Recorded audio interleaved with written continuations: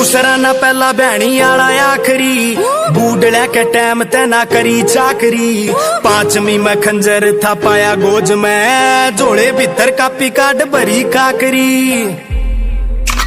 Coat में या थाना दोए जगह आना जाना, छोरी छोड़ दे दिखाना मन प्यारे आले भेज। जेल गेल ब्याह हो रहा गोली का दहेज, मेरा गेल गेल ना होवे चोरी का परहेज। यार मार के न मानस ना माफी मांगते, तेरे शहर चीख मार सॉरी।